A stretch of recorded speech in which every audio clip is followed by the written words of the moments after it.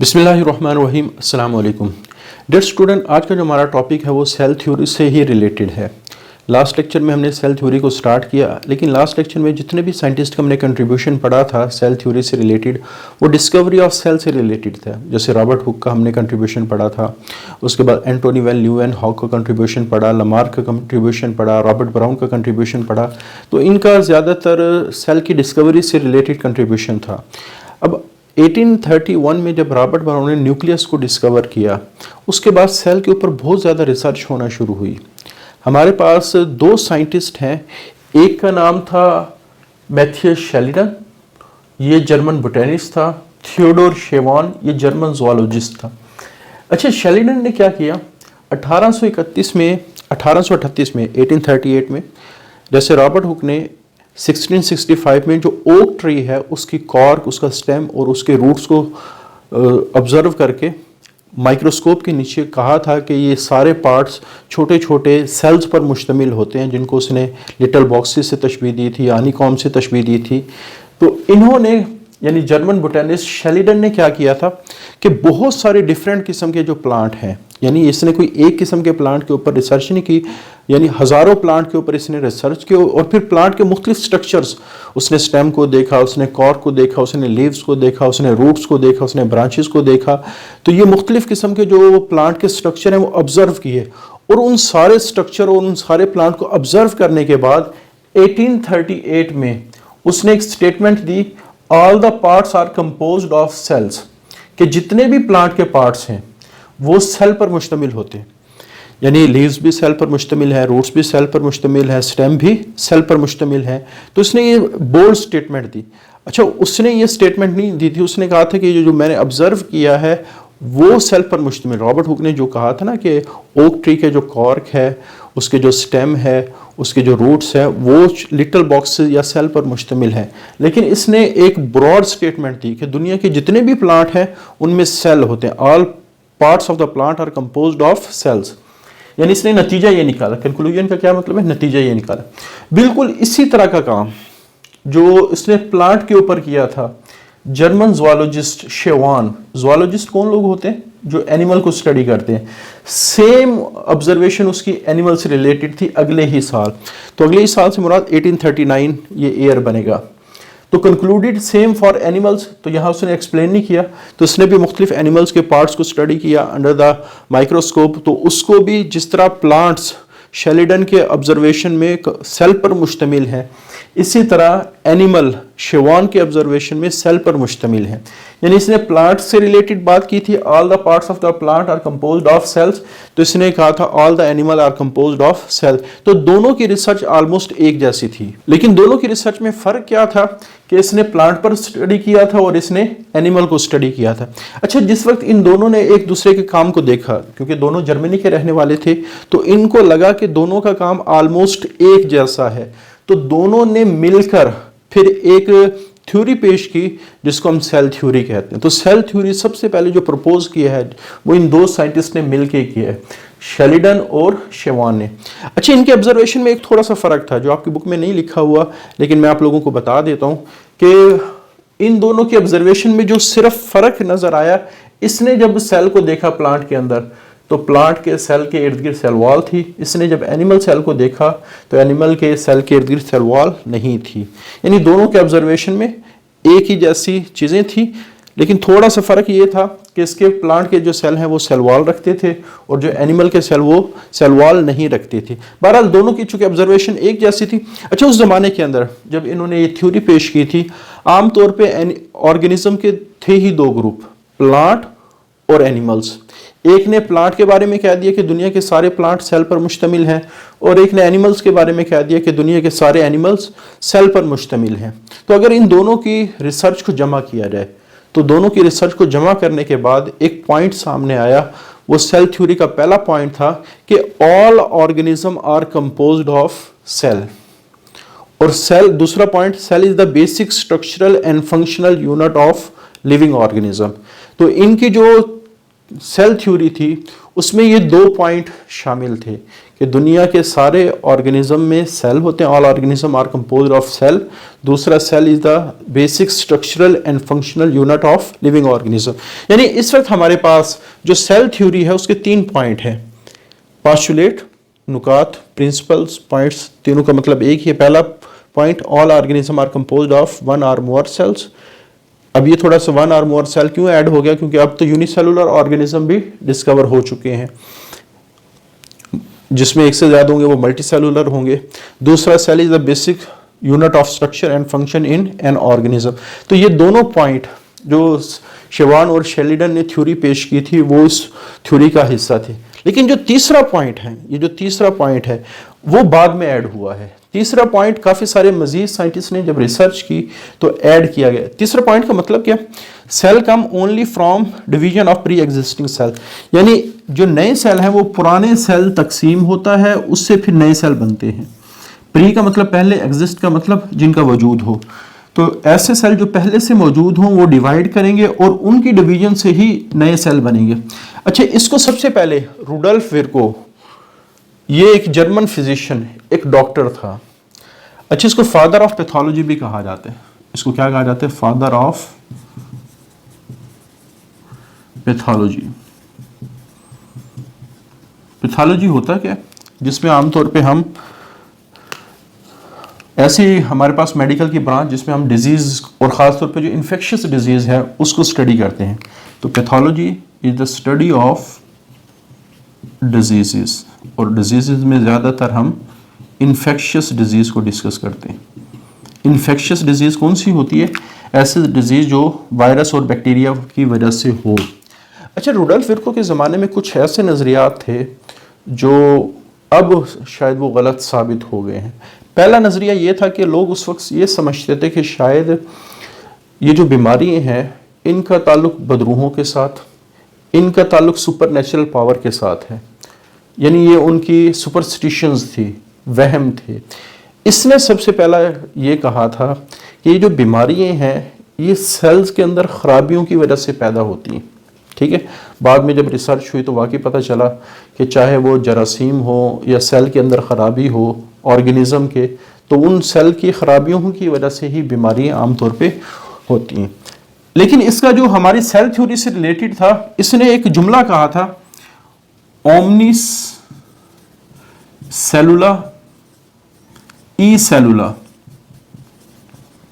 اومنس سیلولا ای سیلولا, اس کا کیا مطلب ہے کہ پرانے سیل ہی نئے سیل بناتے ہیں. اچھا, یہ جملہ اس وقت زیادہ کیوں مشہور ہوا, کیونکہ اس وقت ایک اور نظریہ تھا جس کو ہم کہتے ہیں idea of a biogenesis. Idea of a biogenesis, اس کا کیا مطلب ہے, سپونٹینیس جنریشن آف لائف, کہ زندگی کا آغاز ہو سکتا ہے خود بخود فرام نان لیونگ میٹیریل, بے جان چیزوں سے بھی لائف کا آغاز ہو سکتا ہے. اور یہ اس زمانے کے اندر ایک بڑا مشہور کانسیپٹ تھا. اچھا, اس کانسیپٹ کی کچھ مشاہدات بھی تھے جس کی وجہ سے لوگوں کے اندر یہ کانسیپٹ کیونکہ دوسرا جو نظریہ ہے نا کہ جاندار سے جاندار بنتا ہے, سیل سے سیل بنتا ہے, اس کو تو سارے تسلیم کرتے تھے. انسانوں سے ہی اگلی جنریشن انسانوں کی آ رہی, ہاتھی سے ہی اگلی جنریشن ہاتھی کی آ رہی, تو یہ بایوجینیسس ہے, اس پہ یا ریپروڈکشن ہے, اس پہ تو سب بلیو کرتے تھے. لیکن یہ والا جو نظریہ ہے نا کہ بے جان چیزوں سے بھی جاندار چیزیں بنتی ہیں, اس کے بارے میں اختلاف تھا. کچھ مانتے تھے, کچھ نہیں مانتے تھے. اور جو مانتے تھے ان کے مشاہدات ایسے تھے جس کی وجہ سے وہ اس نظریے کو مانتے تھے. جیسے ایک سالن پڑا ہوا ہے, کچھ عرصے بعد اس میں کیڑے مکوڑے پیدا ہونا شروع ہو گئے, تو پرانے لوگوں کو تو یہی خیال تھا کہ شاید اس سالن سے ہی یہ چیزیں بن رہی ہیں, یہ مکھیاں بن رہی ہیں, کیڑے مکوڑے بن رہے ہیں.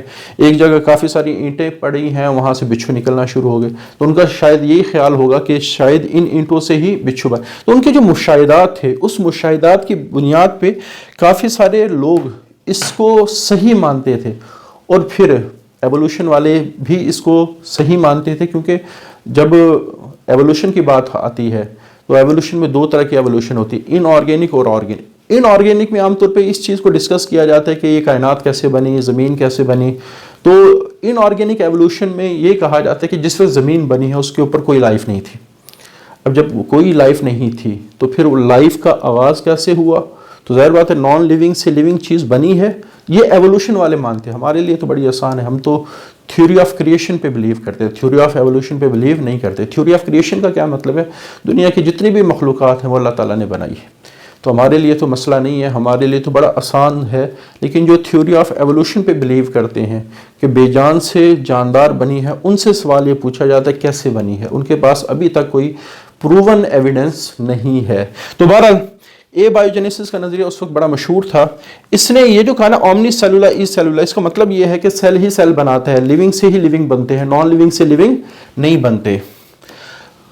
تو 1885 میں، اچھا یہ سن تھوڑا سا مجھے لگتا ہے کہ یہ آپ کی بک میں غلط ہے، اس کو 1855 ہونا چاہیے.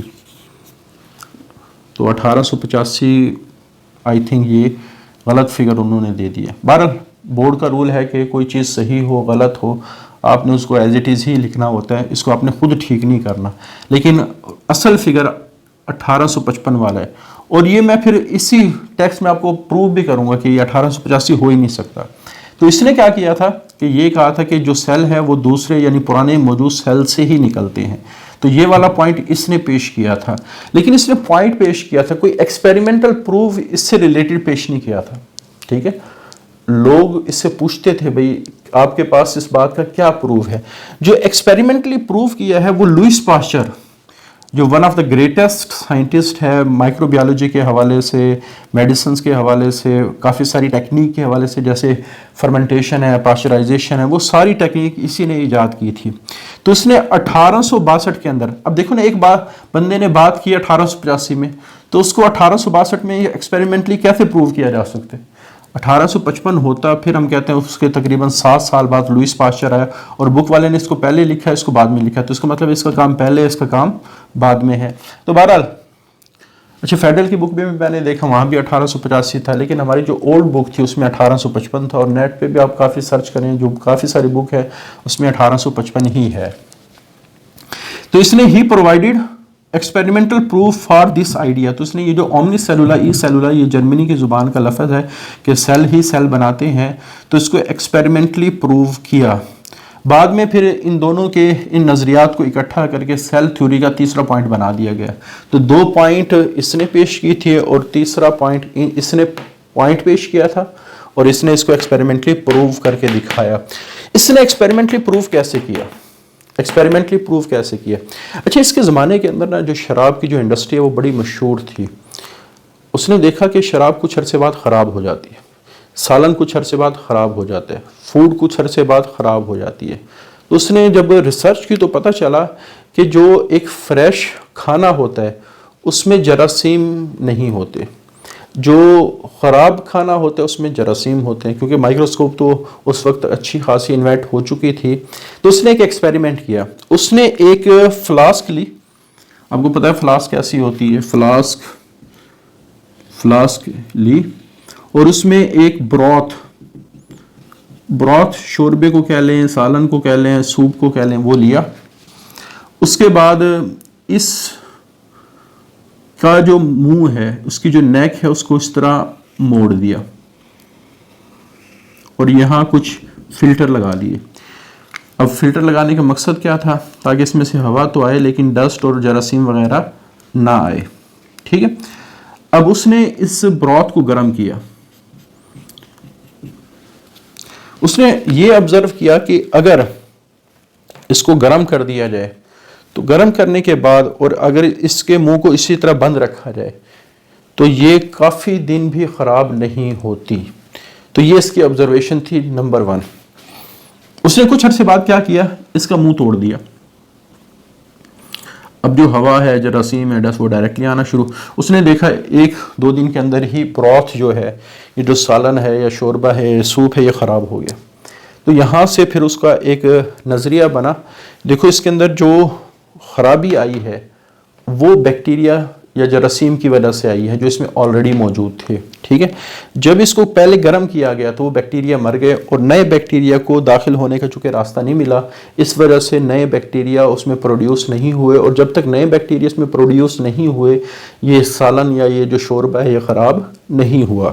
لیکن جس وقت اس کے منہ کو توڑا گیا تو اس میں ہوا آ گئی، جراثیم آ گئے، تو آٹومیٹکلی یہ والا جو شوربہ ہے یہ خراب ہو گیا، تو جس کی وجہ سے تو یہاں سے کیا پروو ہوا کہ جب گرم کر کے پرانے بیکٹیریا کو جو سالن میں موجود تھے ان کو مار دیا گیا اور نئے بیکٹیریا کو آنے کی جگہ نہیں ملی تو سالن خراب نہیں ہوا۔ تو اس کا مطلب ہے پرانے بیکٹیریا سے نئے بیکٹیریا بن رہے، اور جب یہاں باہر سے بیکٹیریا کو آنے کی جگہ ملی یا جراثیم کے آنے کی جگہ ملے تو انہوں نے فوراً آ کے ملٹیپلائی کیا اور فوراً ہی اس کو کیا کر دیا، خراب کر دیا۔ تو بہرحال یہ والا جو ایکسپیریمنٹ ہے یہ اس نظریے کا پروو ہے کہ سیل سے سیل بنتا ہے، مائکرو آرگنزم سے مائکرو آرگنزم بنتے ہیں، لیونگ سے لیونگ آرگنزم بنتے ہیں۔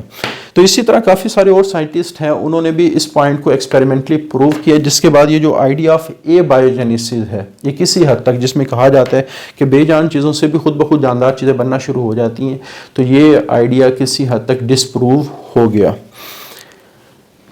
تو یہ ہمارے پاس آرٹیکل ہے جس میں ہم نے سیل تھیوری کی فارمولیشن کو ڈسکس کیا کہ پہلے ہم نے ڈسکوری آف سیل کو ڈسکس کیا، آج ہم نے پہلے ان دو سائنٹسٹ کو ڈسکس کیا جنہوں نے سیل تھیوری کو پیش کیا، پھر بعد میں ان دو سائنٹسٹ کو ڈسکس کیا جس کی وجہ سے سیل تھیوری میں مزید اضافہ ہوا۔ آج کا جو ہمارے پاس سیل تھیوری ہے اس کے یہ 3 پوائنٹ ہیں کہ all organisms are composed of one or more cell. Cell is a basic unit of structure and function in an organism. Cell come from division of pre existing cell. یہ آج کل ہمارے cell theory کے 3 point ہیں، اور کیا یہ تینوں پوائنٹ اب ٹھیک بھی ہیں یا غلط ثابت ہو گئے؟ تو اگلا جو ہمارا ٹاپک ہے ویلیڈیشن آف سیل تھیوری، کہ آج وہ کون سے ثبوت ہیں جو سیل تھیوری کو صحیح ثابت کرتے ہیں۔ پھر ہم آگے پڑھیں گے ایکسیپشن آف سیل تھیوری، کچھ چیزیں ایسی ہیں وہ اس تھیوری کو فالو نہیں کرتی۔ بہرحال اگلا ٹاپک ہمارا ویلیڈیشن سے ریلیٹڈ ہوگا، انشاءاللہ اس کو اگلے لیکچر میں ڈسکس کریں گے۔ آج کے لیے اتنا ہی، اللہ حافظ۔